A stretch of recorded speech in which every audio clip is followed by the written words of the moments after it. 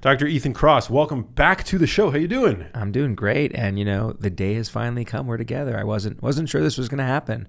I know our initial recording date got displaced due to the fires. That's right. in LA. So while I wasn't personally affected, it I guess was a hurdle to our having this conversation, and I'm grateful that we get to have it now. So thanks for coming out. Likewise. How have you been? I've been good. I actually this is my first recording post back surgery. I had back surgery a week and a day ago. Oh, today. Wow. Yeah. You were looking phenomenally well for having back surgery with a smile on your face. Yeah, it actually, I'm doing pretty well. I had, I don't want to derail the conversation too much, but I had, my listeners know I had artificial disc replacement at L5S1. So they go in through the front, they move your organs aside, they don't cut the abdominal musculature. They kind of like split it like a C-section, I guess. Mm-hmm. And they go in and they get out the damaged, degenerated disc, which I had, and they replace it with this titanium alloy thing. And I think it's really good. Like I'm pleased with the progress so far. I've like a lot of the pre-op pain that I had is gone. So yeah, I'm pretty happy. I mean, the fact that you were up and about with no sign whatsoever of any lingering pain is quite extraordinary. Well, that's like the value of the artificial disc. So for decades, the standard of care for somebody with intractable back pain would be like fusion. Yeah. But that's not natural. Like right. Your joints are meant to move, and the recovery time is a lot longer. And so one of the promises of ADR, artificial disc replacement, is that you're walking the same day. Because you don't have to wait for the bones to fuse. They basically they get out the damaged disc and they put in these plates, and the plates are really like wedged in there with this like titanium keel. And the bone still has to like graft into it, but essentially, yeah, the recovery is way shorter, and there's like no lingering limitation. Did you have like an assault to the area, or was this just a wear and tear kind of issue? Assault, yeah. About 10 years ago, I had an acute injury. I was back squatting, so I was like lifting weights, but it wasn't particularly heavyweight. It was 135 pounds. But on that first rep, I didn't hinge properly. Like I had some kind of weakness. There was some kind of failure to properly hinge. And it was just, you probably wouldn't even have perceived it if you were watching me perform the squat. But I felt it. I felt as if I had crushed a disc. Yeah. Like I didn't even know that my disc was involved at that point. Yeah. I just know that that's how it felt in that moment. And it was like really bad, and I took a few courses of corticosteroids, and it kind of went away, but not completely. And so for 10 years, I've struggled with chronic low back pain that was pretty manageable. I would say most days, very manageable, but it was always there. It had always limited me to some degree, like tilting over a sink, putting on my like underwear, sneezing at any time would feel like I was getting stabbed in the back. Which is obviously not fun. But over the past year, it progressed, and it got really bad to the point where some days I felt like almost handicapped. Well, I think the reason I'm taking such an interest in besides my genuine interest in you, is I've suffered from back pain on and off in my adult life, and unless you experience it, I don't think you can quite understand how debilitating it can be to have a back problem. I have had flare-ups, and it feels like I'm being electrocuted and like I can't breathe, and then it goes away, and it's very unpredictable. So I'm glad you nipped this in the bud. Yeah, well, it's actually, to parlay it into the topic of your latest book. I mean, it does wear on you emotionally, and it takes a major toll on mental health. And I was actually terrified going into the surgery. I was very scared, even though my neurosurgeon is brilliant, and he was super confident that this is going to be like a home run case for me. But the general narrative around back surgery is that you want to avoid it at all costs, that 50% of the time it doesn't help, it makes it worse. And then, in tandem with kind of having that in the back of your head, anybody who you tell about, I'm sure you've experienced this, if you talk to PTs, they promise the cure for your back pain. If you talk to chiropractors, they've got the cure for your back pain. It's like everybody seems to have like a different perspective. Some will say it's all emotional, right? It's all emotional. That's right. And I knew, like, it feels like gaslighting in a way, because like I know that my back pain is not emotional. It was profoundly structural. And I've done all the conservative stuff. I've seen PTs, and I've always ended up frustrated because it always made the pain worse. Yeah. You know? Yeah. And so I was really scared going into the surgery. But at a certain point, I was like, I trusted my surgeon. He's very smart. His name is Dr. Jared Ament in Los Angeles, California. And you just have to like realize that you need to be treated at a certain point medically, and that's what I did. I went with God, so to speak. And, and even like as they were rolling me into the OR, I was like, I felt like at any moment I could have gotten up and ran, but I'm glad I did it at this point. At this point, things could change. Well, and you just described it interestingly, like you went with God, you kind of trusted in the process, you offloaded the burden from yourself, which is a way that we can shift, right? I think this is one of the reasons why religion is so helpful for so many people when they're dealing with like really big existential threats or even the more generic curveballs that life throws at us. I'm going to invest in a higher power or force that is going to provide. And that can be liberating. And the research shows that believing in religion and subscribing to it can be good for your emotional health. So, yeah, I mean, I'm not even religious. Yeah, but I mean, you engaged you believed in the process, right? Yeah. You trusted, you offloaded that burden. I mean, it's heavy. There's a heaviness that comes from taking on the burden of having to control every little facet of the issues that we're facing. And if we say, you know what, I trust you, and I'm going to put this on you, that can be liberating. Yeah, and what do they say? There are no atheists in the trenches.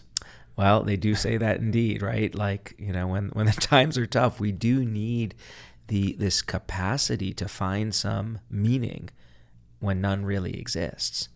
And, religions, worldviews, they give us meaning, which is in part why I think they're so intoxicating in good ways, in mostly good ways. Yeah.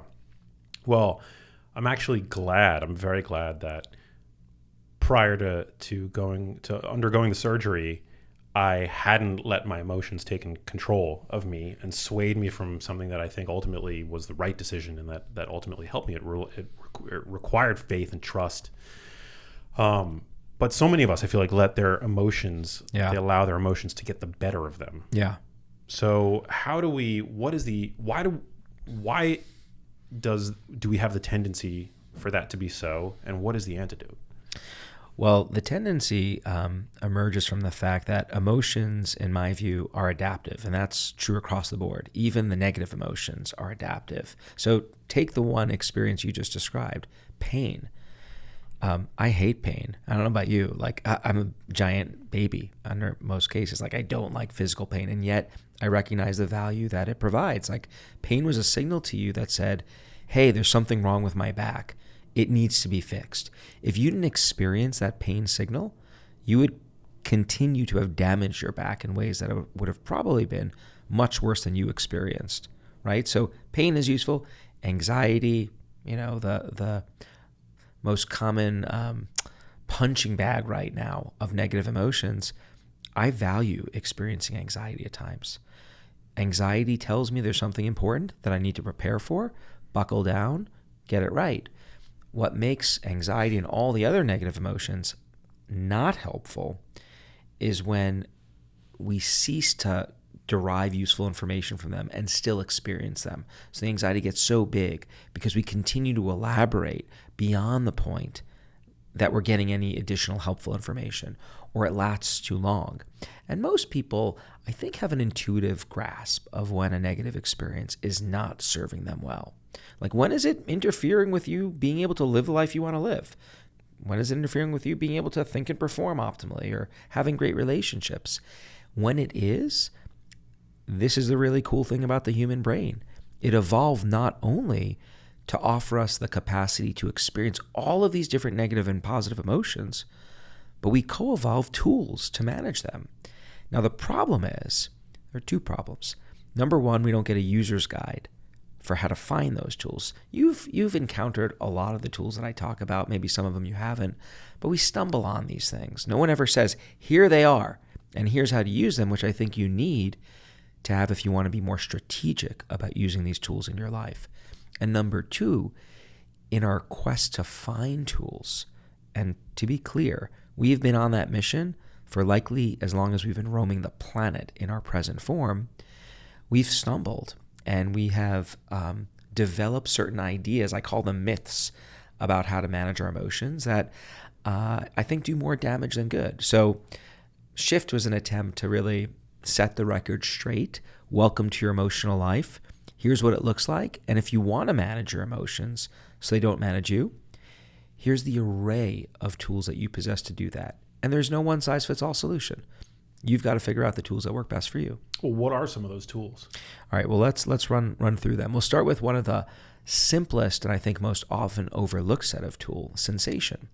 So by overlooked, I will admit I've overlooked this in my life. So take music, for example. I've been listening to music since I'm 5 years old, at least listening to it of my own accord. MC Hammer, that was the first cassette. Yeah. Do you remember yours? Man, my first... Well, I remember the first band that I fell in love with and became obsessed with, and that was the band Live. Oh, yeah, Live? sure, of course. Yeah, from the 90s. Throwing Copper. Yeah, it was a great band. I'm hearing the song in my head right now. So I've been listening to music my whole life. If you ask me, why do I listen to music? I'd give you the same response that virtually 100% of participants in studies report when you ask them that question, which is they listen to music because they like the way it makes them feel. This is a fundamentally emotional enterprise. And yet, if you ask me, going back when I was in high school and college and even grad school, when I was angry or anxious or sad and wanted to rein those emotions in, what did I do? I virtually never reflexively went to my iPad or Walkman to put on a particular song to push me in a particular emotional trajectory or direction, right? But that's precisely what music has the potential to do, as do all of our senses. So sensation is the way we make sense of the world around us. It's kind of like, imagine there are satellite dishes mounted all over your body, and they're always constantly scanning the world around you to allow you to know how to navigate it. Well, one really important thing about learning how to navigate the world, we need to know what to approach and what to avoid. So emotions are part of how sensation works. You can leverage this to your benefit. So if you're feeling kind of glum or down, right? Have your 3 or 4 songs picked out in advance on the playlist to pump you up. If you're over agitated, have the music to bring you down. We routinely get this wrong. It's not only that we don't avail ourselves of this set of tools, sometimes, and let me throw it to you. Sometimes, have you ever found yourself sad, and rather than putting on your favorite pump up, Live or whatever the band is, you go the other direction? You put on the depressogenic music to dig yourself deeper into the hole? Oh, yeah. Often unintentionally. I'll notice if I put on Taylor Swift. There you go. To me. Yeah, I put her on sometimes because I'm a fan. I like her music. But I notice that she's got a particular songwriting tendency to... There's a way in which it interacts with me, like my past and my emotions, and maybe her music does that to everybody, and that's part of the magic of her music. But yeah, it definitely can bring me down. And I would say that is fine if your goal is to stay in that sad state, and there's a functionality to sadness, right? Sadness can be useful for helping us introspect and make new meaning when we've experienced some loss. But if you're feeling sad and you don't want to feel sad, put on a different artist, right? And so what you just described is super common. You could have a lot of fun with this. If you go down the examples of the different senses, scent. People spray perfume and cologne all over themselves. They're regulating the way other people feel about them and how they feel about themselves. Hotels. I just checked into a nice hotel not too far from here. The moment I open the door, I'm hit with this waft of a scent that makes me feel so at home Everything is clean, a little bit citrusy, tones of vanilla notes. Hotels pump particular scents through their ventilation systems to influence the emotions of their customers. Touch, affectionate touch. Like, we are a tactile species. We soothe other people all the time through touch. You need to be careful about that too, right? You don't want to do it haphazardly. We could keep going and going. So one shifter, sensation. Think about how to use sensory experiences to shift your own emotional responses. And the real pro tip here is think about in advance, like, what are the sensory moves that can push you in particular directions, and have those lined up so that when you find yourself needing a boost, you don't have to stumble. Like, I go right to the playlist and it pushes me up or down. So that's one example of a shifter. I should back up.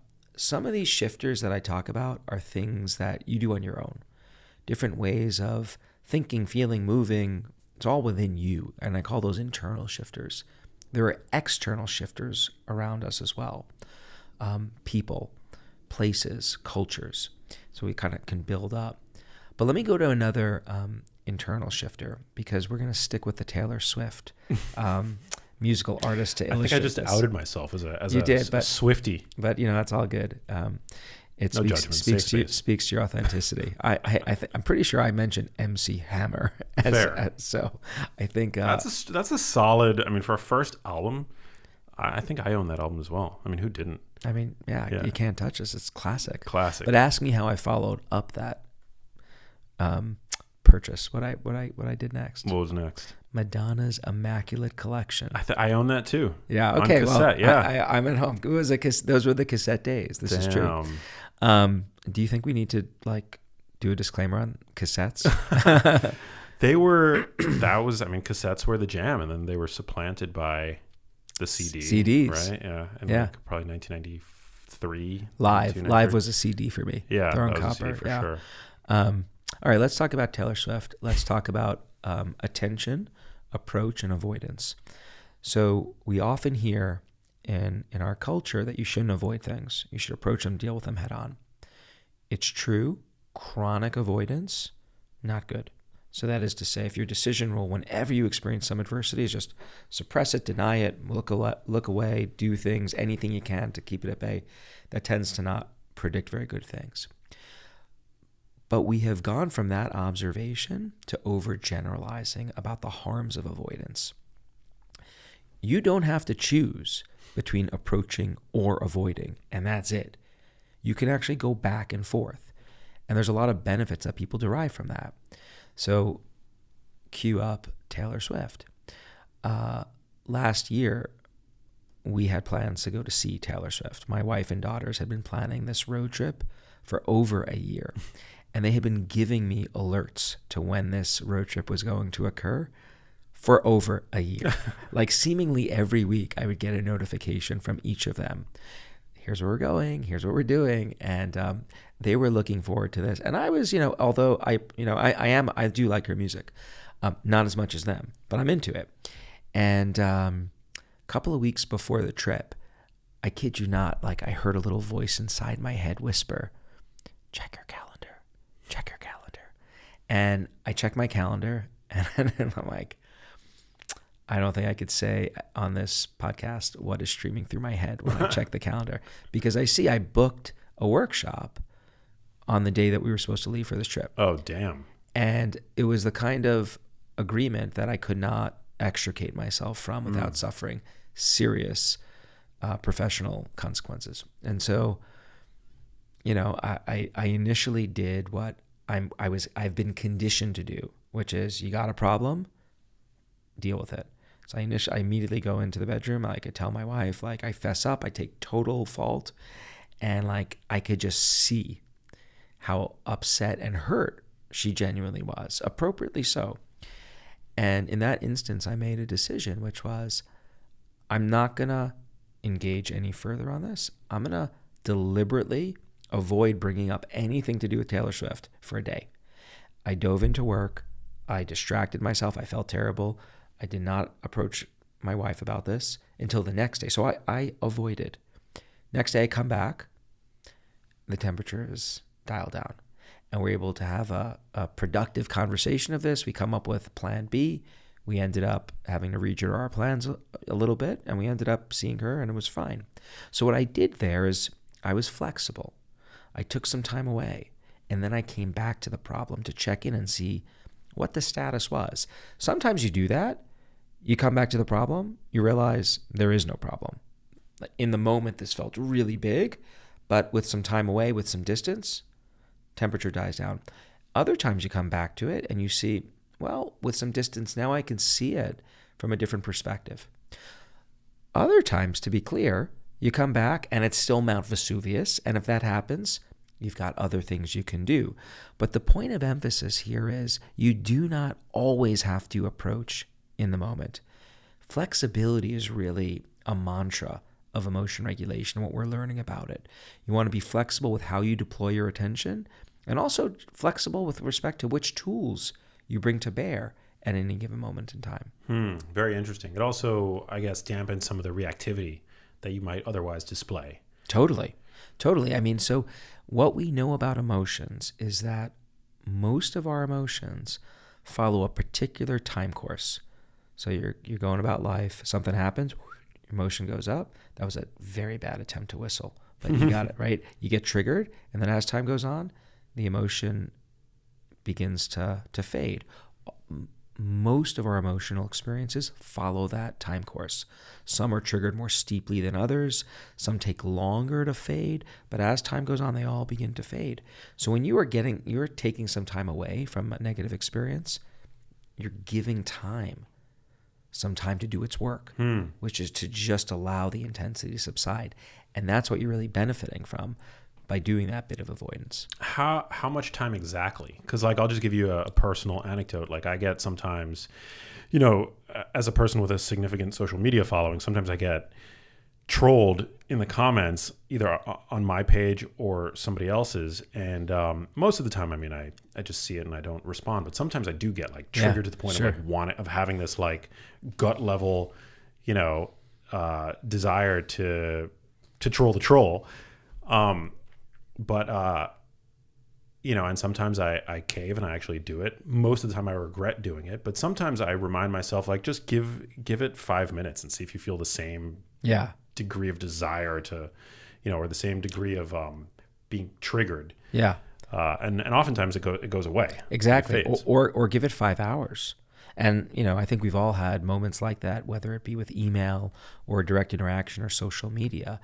And in that moment, you want nothing else to engage because, there's a functionality to this in the sense that you're displaying an anger response in that moment. Anger is an emotion you experience when there's some violation of your perception of what is right or wrong, and there's an opportunity to correct the situation. So you can get in there and you show them. Of course, we know, 99 out of 100 times that it never ends good by engaging further. It just feeds the fire. But taking time away allows the anger to die down just a little bit, sometimes more.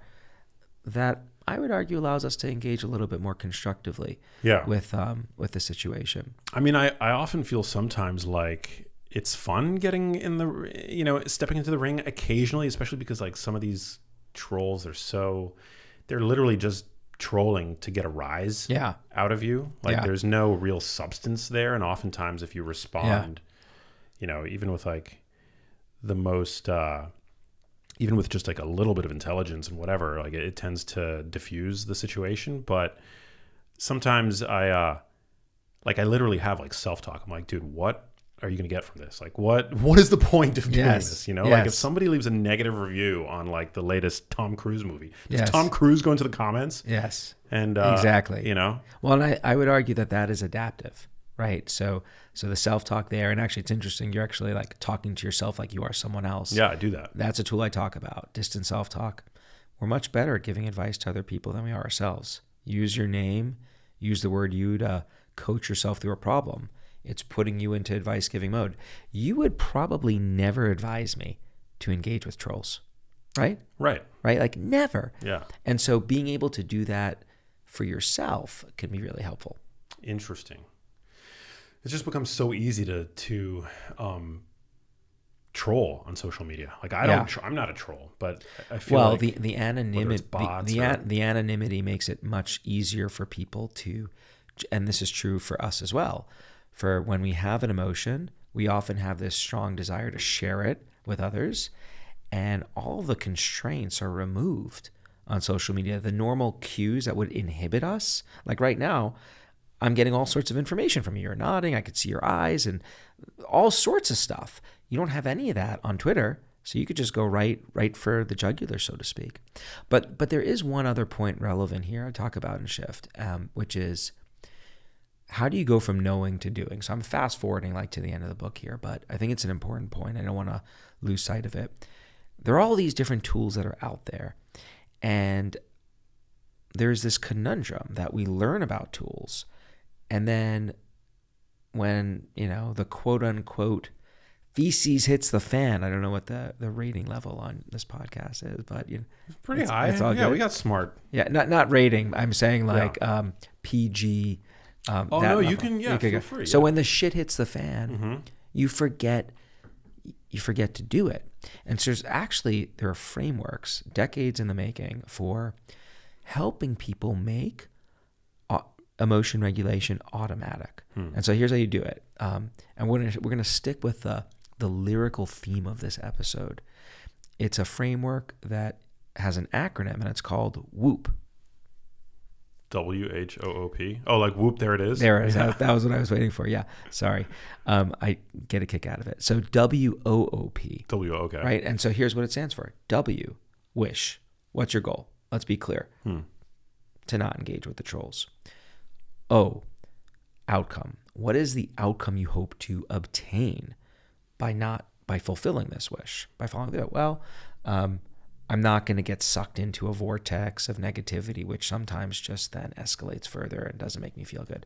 And so the whole point of thinking about the outcome next, we want to kind of jazz you up and energize you to really be invested in pursuing this goal.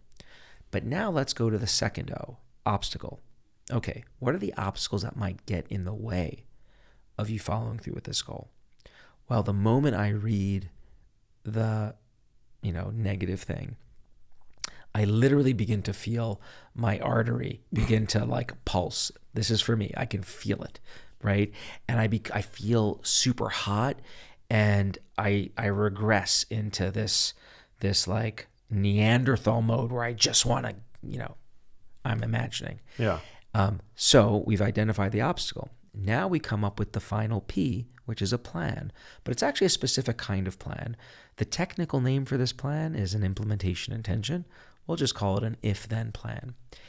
If I find myself getting really hot around the collar and having trouble seeing straight, then you plug in your shifter, your tool.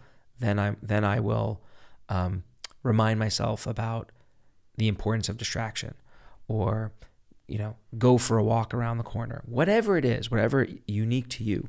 But the whole point is, by going through this exercise, which it's simple to do, if it's an important goal in your life, and specifying that if-then plan, once you specify that plan and you write it down 2 or 3 times, now you've created a link between a specific context, a triggering context, and a specific reaction.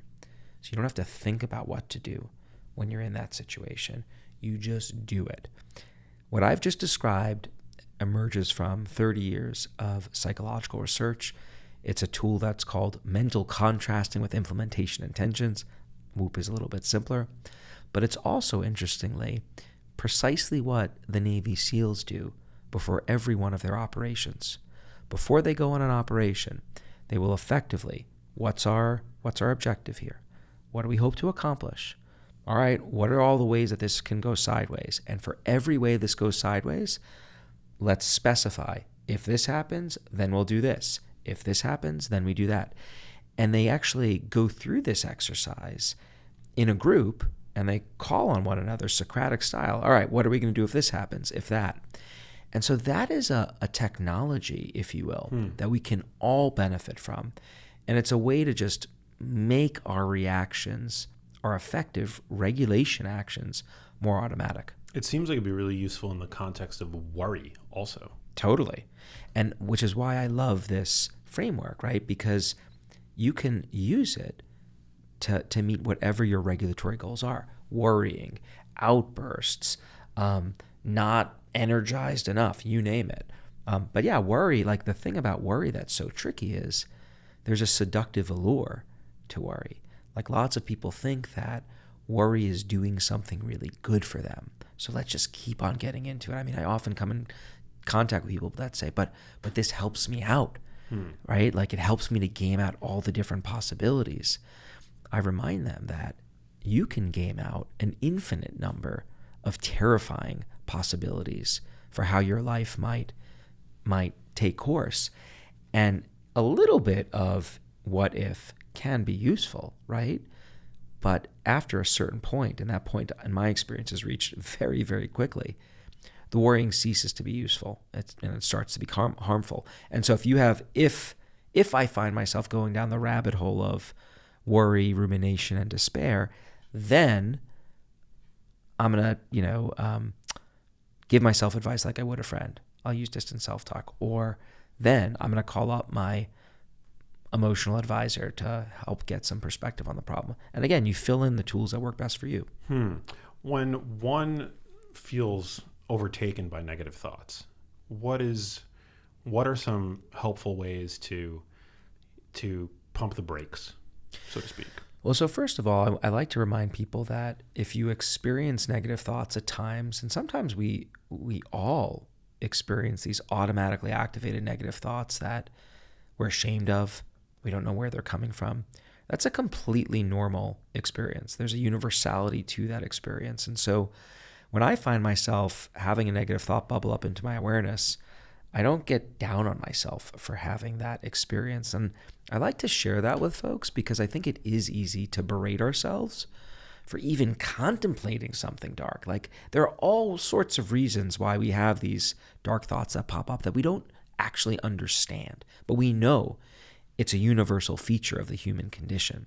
So if you've got a thought that pops up in your head, like welcome to the, humanity.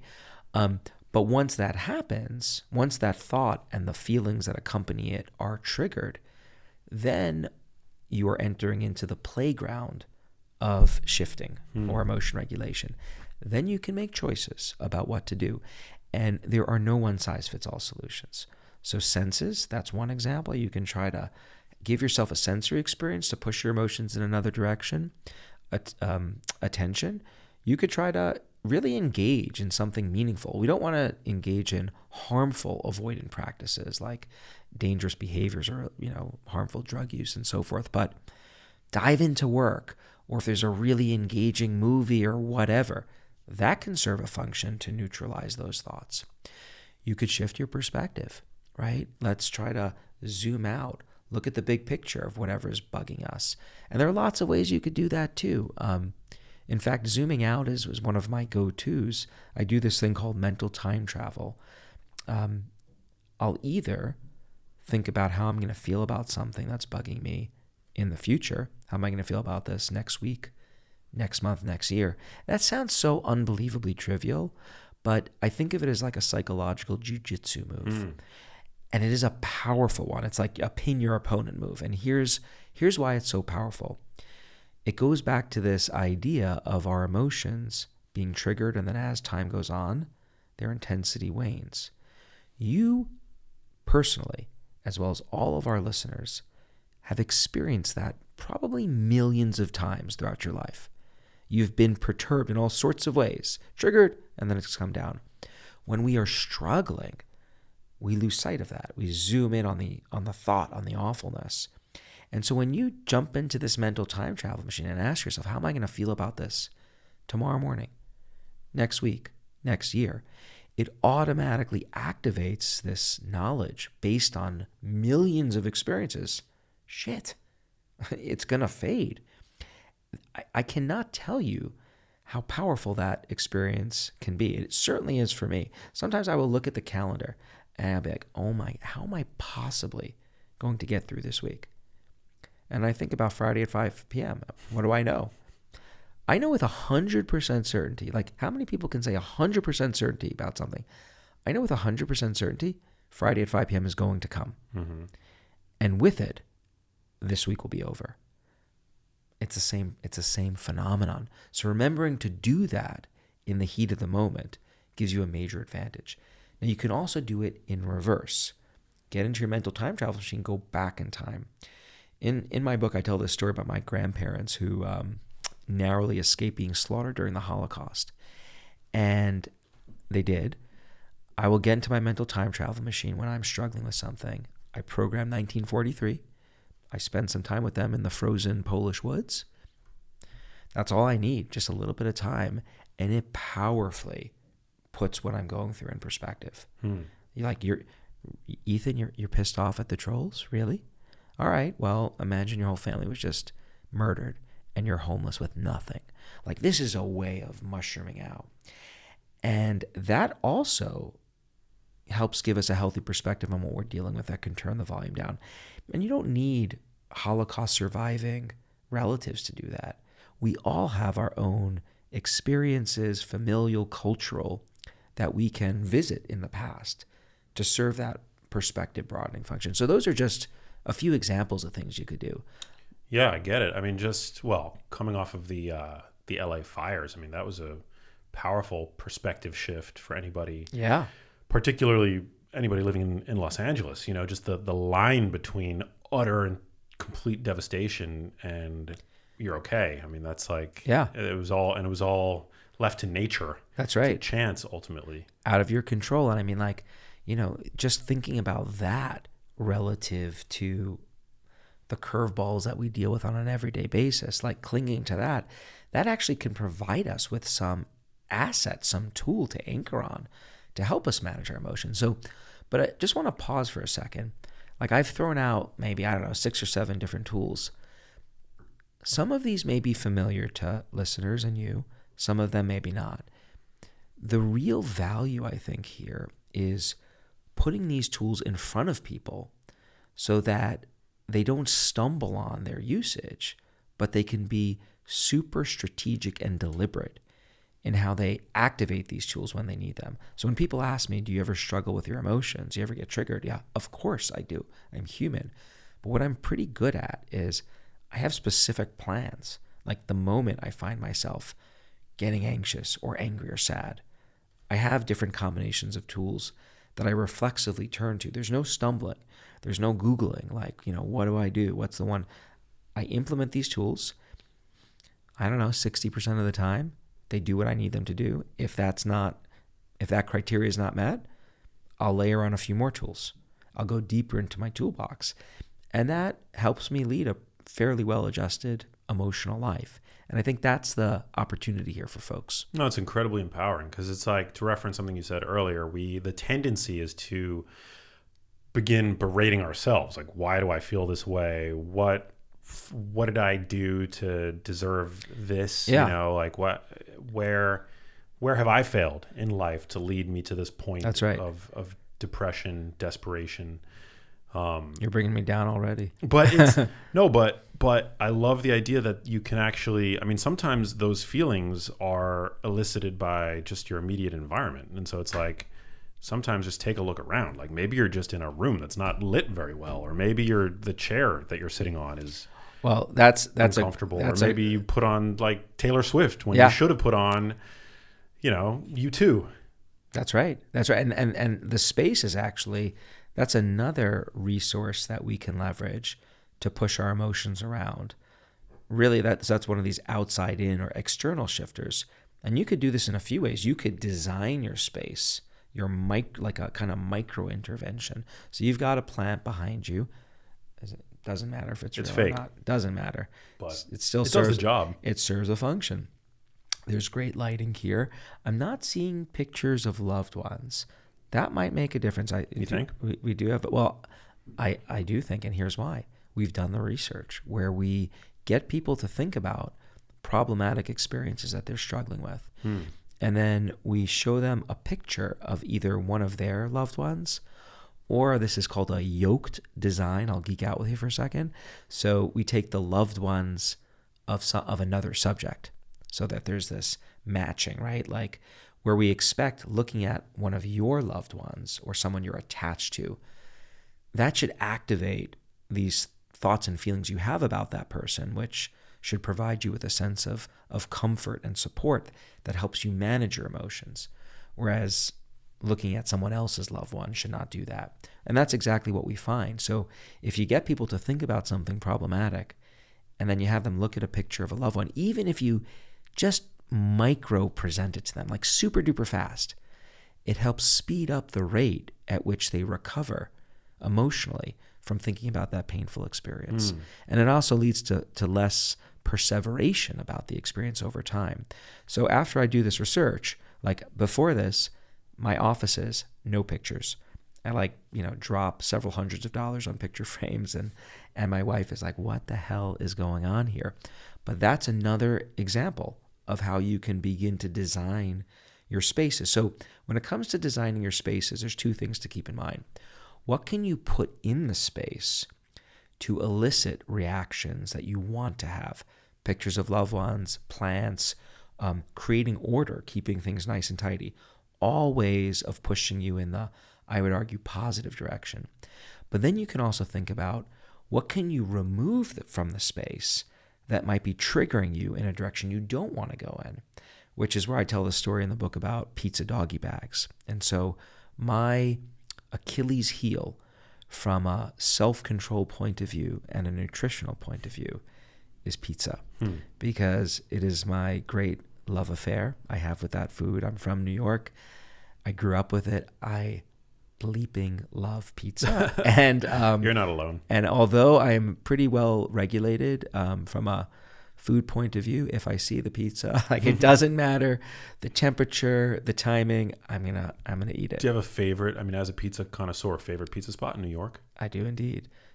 Ben's Pizza. Have you ever been there on Spring Street in Soho? No. It is fantastic. Man, my favorite pizza spot, if I recall correctly, was on Spring Street. Something about Spring Street. I wonder if it's Ben's. I don't think it was called Ben's. It was called man, I don't remember. Pizza by the slice, just kind of gritty. You gotta old school, yeah. Yeah. Oh, I love it. When we have people over, we actually have the first, I believe it's the first non-New York City outpost of Joe's Pizza, the famous pizza place. So we've got one in Ann Arbor where I live. Godsend, right, has kept us in Ann Arbor. And whenever we have parties, like football parties, whatever, we get tons of Joe's. I always make sure there's enough for everyone and then some. And I always make sure when people leave, they take the pizza with them, because I'm removing that cue from my environment so that it doesn't trigger me. Now, when I ask students, like, is that me exercising self-control? Is that actually a form of regulation? Half of them will say yes. Half of them will say, no, you're cheating. You're not really exercising control, because real control would be you resisting to succumb to the temptation of the pizza or the chocolate peanut butter cups or whatever your vice is. And my response is like, well, everyone's entitled to their own definition here, but you're setting the bar much higher than it needs to be, because structuring your spaces, if you can design your space to eliminate triggers in the first place, I think that's a much more powerful jumpstart you have on the entire process. I completely agree. Yeah. So I mean, that's spaces, but there's one more layer to that story. All right, let me ask you, do you since we have some commonalities with our heritage and preferences of music and food, you like the Jason Bourne genre of film? I like the James Bond. James Bond, okay. Yeah, Daniel Craig era James Bond. This is actually a James Bond right here, this English Bulldog. Oh, really? Thing that I have. Memento. It's from Skyfall. Okay. Yeah. So in James Bond-like movies, there's often safe houses that are sprinkled throughout a city, and when the bad guys are chasing Bond or whomever, they can escape to these safe rooms, and there's a reprieve.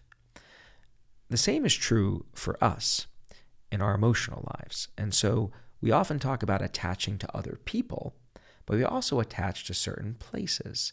And so I'm going to guess that there are probably places that have this sense of resonance for you. When you find yourself in that place, you're filled with a sense of comfort and just happiness. Is that fair to say? Totally fair to say. Yeah, I would say for me, it's maybe like the gym environment. I might be unique there, but yeah, being in a gym. Yeah, no, you're not. I mean, I also take comfort in being in that kind of setting. I also love certain safe, natural settings. I always have to give safe as the kind of disclaimer, because coming from New York, parks weren't always safe. but when it is a safe, like I find that restorative. When I think about Ann Arbor, there's the tea house where I wrote my first book. And those are essentially safe houses for all of us emotionally. So you could change your physical space. Visiting those kinds of places when you're struggling provides another way that you can interact with your environment to your betterment. And that's an easier thing to do than, of course, totally going on vacation. That works too, a little bit more costly. So those are some ways that our physical environments can shift us. And again, it's just being alert to the different ways that you can interact with them. It really empowers you. It kind of gives you tools. It's like the Matrix, once you kind of see the code, now you can see where the tools are all around you. And, that's something I really value, and I hope other people find value in too. Well, it's amazing, and it's not exactly intuitive, because we shape our environments, That's right? right. Like we design our environments, but what you're suggesting, which I think is so brilliant and empowering, is that our environments shape us back. That's right. Our environments design us back. It's recursive. And so now there's this big movement to infuse nature into architecture, which I think is a great thing, and that's taking a page out of science. So there is this wonderful set of scientific findings which show how green space exposure can be cognitively restorative. So when we find ourselves like ruminating about things, it saps us of our precious cognitive resources. Like, ever worry about something and try to read a few pages in a book and get to the end and don't remember anything you've read? Oh, all the time, yeah. Right? Like, universal experience, because attention's limited and your rumination is consuming it. Well, so what nature does is it has this ability to capture your attention, but in a very gentle way. It's called, we develop a soft fascination with our surroundings. What do I mean by that? There are the sounds, the smells, the visuals. And when you find yourself going for a walk, and like a hike, let's say, your attention gently drifts onto your surroundings. You kind of take it in, but you're not like studying it under a microscope. You're just taking it and letting it wash over you. And when you do that, what happens is your attention is being captured by those surroundings, and that gives you this opportunity to restore. So when you measure cognitive capacity, if you will, pre and post an interaction, a walk in a safe, natural setting, you find that people's scores go way up. And so we're now using those findings to change the way we actually design our spaces. It's another thing I did. Brought in a crap ton of plants into the house after I became familiar with this stuff. So we are closely tethered to our surroundings, and that is a big point of the book. And I'll take it a step further. It's not just our physical surroundings, it's also our sociocultural surroundings. So if you look at culture, which is like the final shifter I talk about, culture is the air we breathe. We're bathed in it, and it is informing how we think about emotions, how we think about managing our emotions, right? So depending on the culture you were brought up in, you were probably raised to, emotions are good for me, or emotions are bad for me, or emotions are a sign of weakness, or whatever. You should suppress your emotions. You shouldn't show them. Different cultures have different views, but our culture is shaping how we think about our emotional lives, and how we think about our emotional lives dictates how we go about trying to manage them. So culture, we've got to start thinking about and being more deliberate about as well. And so that's another big shifter. Yeah, there also needs to be, I think,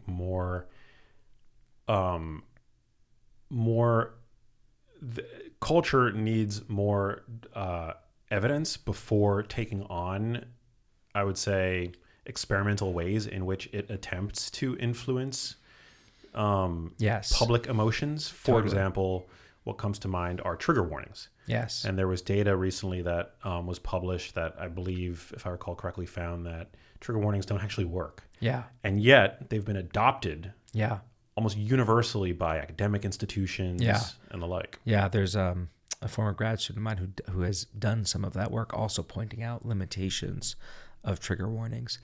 I do think we have to be really careful and evidence-based as we navigate these kinds of like broad cultural waters, which have the potential to influence like millions and more.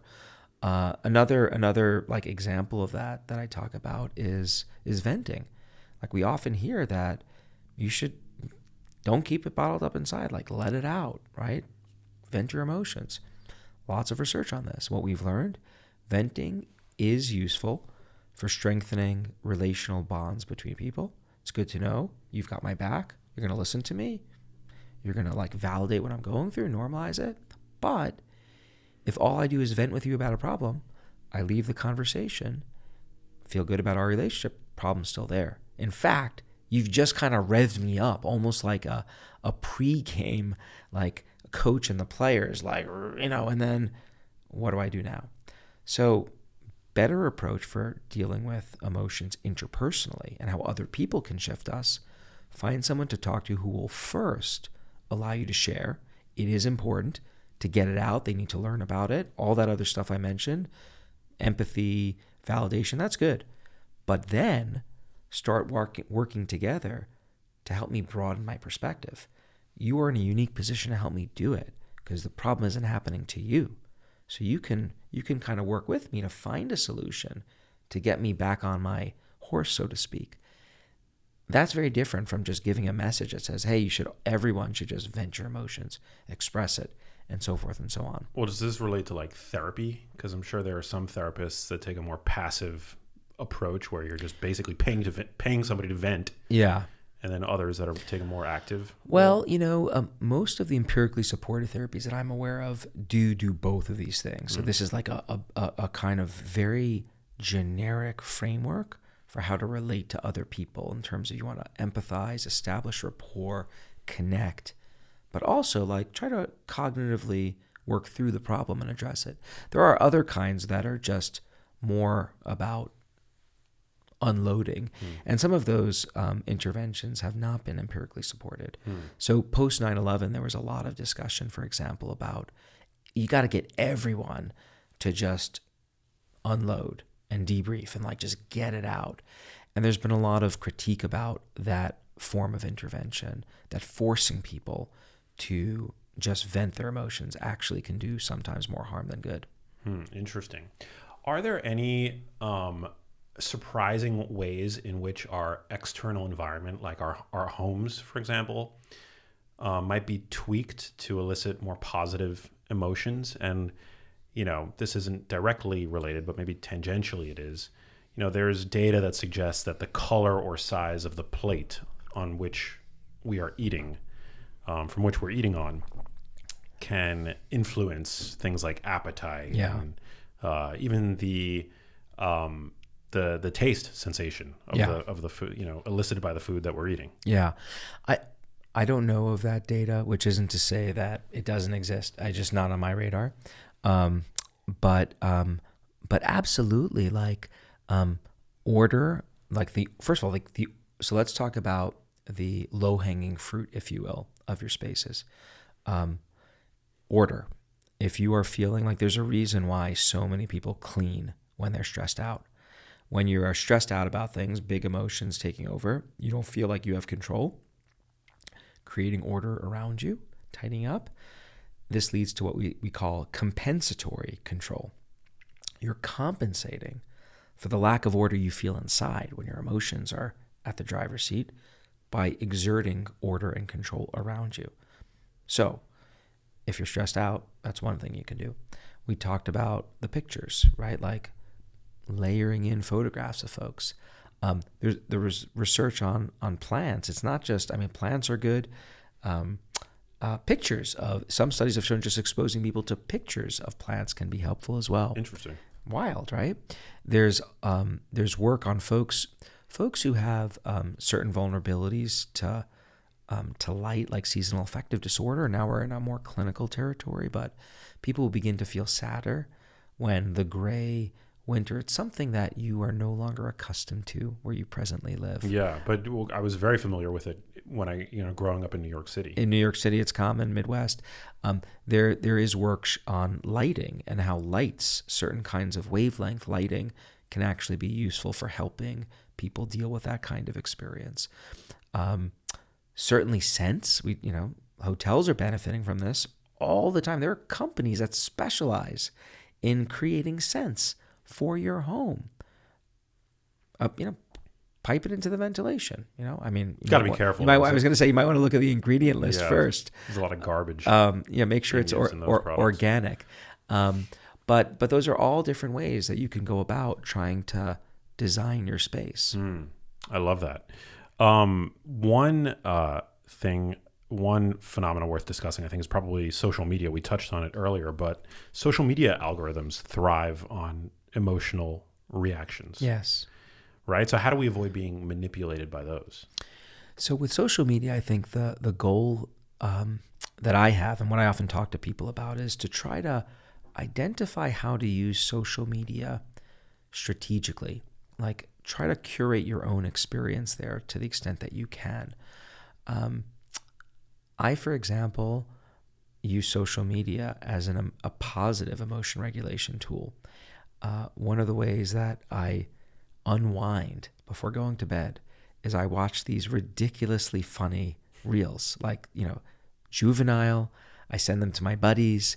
We send them back and forth. It's a bonding experience. I'm laughing in bed. My wife is elbowing me. What are you laughing at? I find it to be just incredibly anxiolytic, right? So I'm specifically going in for those kinds of videos. And I'm also specifically staying away from going down a certain kind of feed that I know will be like navigating landmines. Because I know if I'm on it long enough, I'm going to come across something that is going to trigger me in some way. And I don't want to be triggered really ever, but in particular at 10:45 at night when I'm trying to wind down. So there I'm using social media very strategically. I'm aware of the dangers for me that exist, and I'm aware of how I can use it profitably to connect me with others, to provide me with certain positive experiences. And that works out fairly well. I think the big problem with social media is not unlike the broader problem that we're talking about here, which is that we're kind of passively stumbling through that technology rather than interacting with it strategically. And I would add that we interact with our offline, real environment strategically all the time. You make conscious decisions every day about what route to take when you have to go from place A to B. You make decisions about how to talk to other people to elicit desired responses. You are socialized. You are taught how to do those things to give you the best edge in your life. Social media has been this wild, wild west where we haven't had time to socialize, be socialized ourselves or to socialize our kids. And so I think there's a real need for some social media literacy, if you will, or hygiene. Absolutely. I was listening to my friend Chris Williamson's podcast, Modern Wisdom, and he, I hadn't actually seen this, but he mentioned that there's now a feature on Instagram where you can literally reset your algorithm. Oh, really? Just clear out the cobwebs of, because it's dangerous. Like the For You page will show you anything it can to elicit an emotional reaction, right? To garner a degree of attention. And then once you click into that content, it's over. I mean, it's over. It's suddenly over. Like, yeah. And that I think that is, I think that's great that Instagram now gives you that sense of agency over your algorithm, because that will only heighten your ability to curate the experience that you want to have. Yeah. So have you used it yet? I haven't found that feature, but I do often make use of the not interested. Yeah, as do I. And I not interested, mute. I am pretty strategic with that. If there are people who are saying things over and over that you find are pushing you in the wrong direction, mute them. You don't need to keep exposing yourself needlessly to that. Yeah, I definitely, well, for people that don't know, you hold, like on the For You page, you hold, like you long press on the content that you want to see, less of, and then there's a not interested that pops up. And I found it to be really useful. Yeah. I didn't know the long press, but I might be trying that on the cab ride to my next meeting. No, because my For You page serves up some really dark stuff sometimes, but maybe it's because I click into it. I can't help myself. I have a morbid curiosity. Yeah. Like I always have. Yeah. So I get a lot of people with like crazy, I don't even know why. I honestly don't know why, but it tends to show me people with like crazy deformities and like really unfortunate like circumstances and like sounds lovely. Well, because like medically, I have a Yeah. fascination. Like if somebody has Yeah. like a really crazy thing, like I want to know what's going on. Like, Right. I'm just fascinated by that. Yeah. I always have been, but it's like I don't it definitely puts a cloud over my And I'm guessing the experience. experience you then have is you click into it because you can't resist. I can't resist. And then you go deeper and deeper and deeper, and there are more. And now it's 15 minutes or it's like an hour and a with, like, half. 3 arms or Yeah. like And half that, a body. and I think, so much of what we're talking about is, it's the subtitle here. It's like managing your experience rather than your experience managing you. Right? I think that's the tension that we often exist because human beings, like basic principle, this is incontrovertible. It's a long day. You get the point. Yeah. We're lazy. We like to conserve our resources whenever possible because they're limited. So we're going to do the easy thing until we need to intervene. And so if social media is just kind of pulling us along into this direction, like it's effortful to intervene, to change that algorithm. And I think that's why it sometimes can be so hard for people, especially when the algorithm is so precisely cultivated to what your triggers are. Knowing this, though, is power, right? Do you remember that's a phrase? Let's see how deep our connection on childhood. What was the phrase? Knowing is half the battle. That's the phrase. Where does that come from? Knowing is half the battle. Do you remember that? Churchill? I don't know. No, you offer me much more glamorous.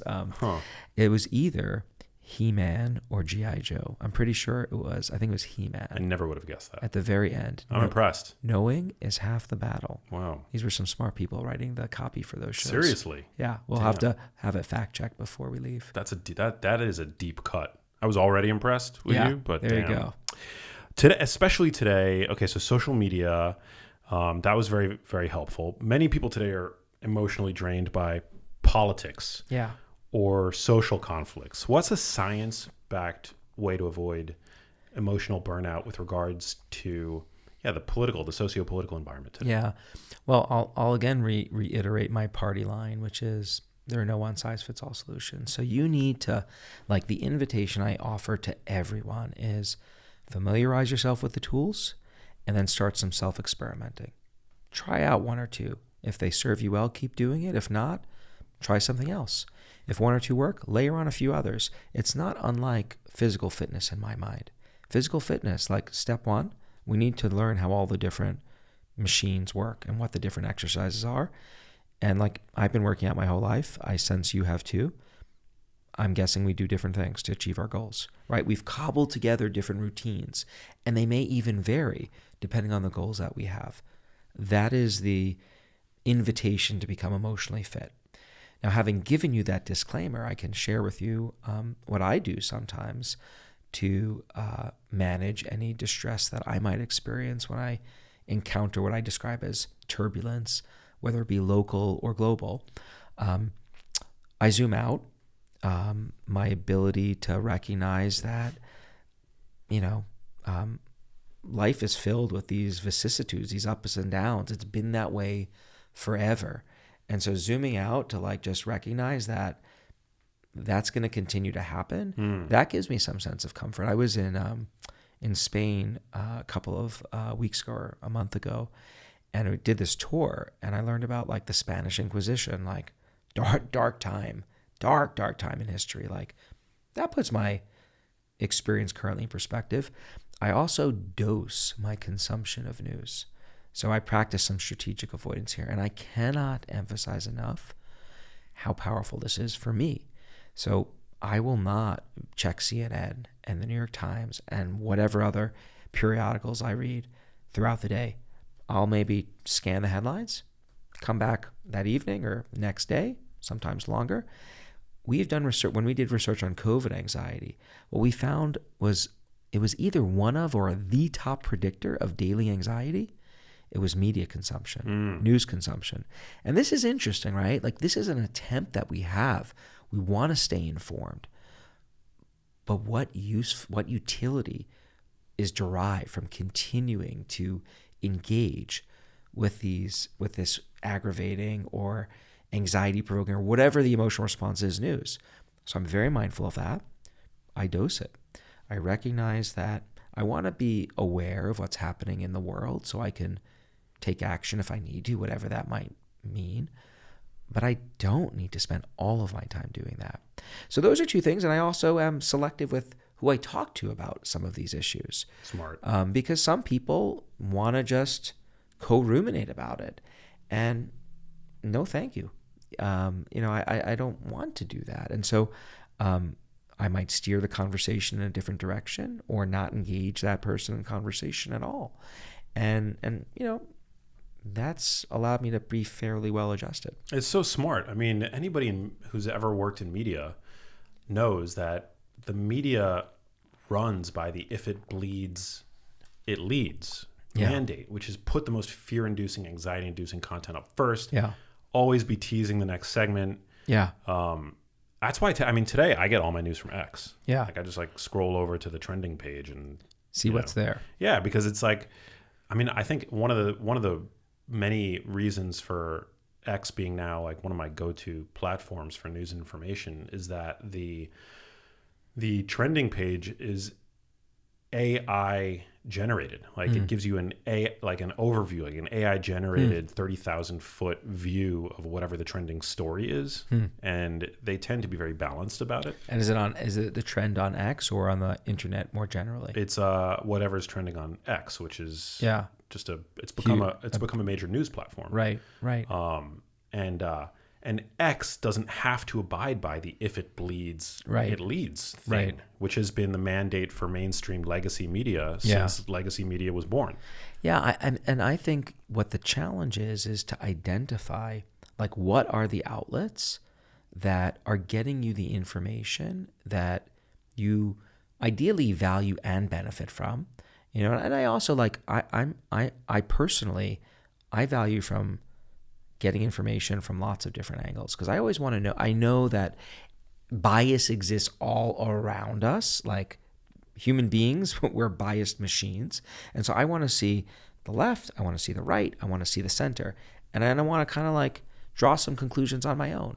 But I don't want to spend the entire day doing that. Yeah. There's also on Instagram, well, it's not just an Instagram page, but there's a great news portal called Ground News. They compare coverage. Oh, interesting. They compare the same news story, and they usually will they'll coalesce headlines from across different news outlets across the political spectrum.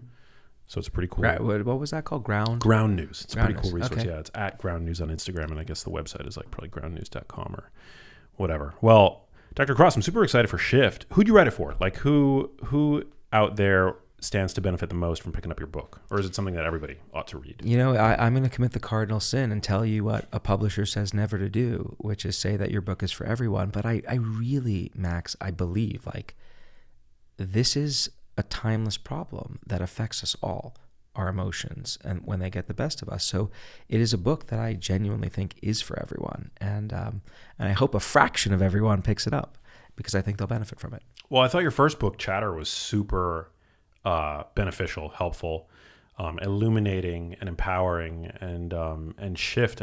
Today, so many of us, I feel allow their emotions to get the better of them. Yeah. And we don't have to if we don't want to. And that's as simple as that.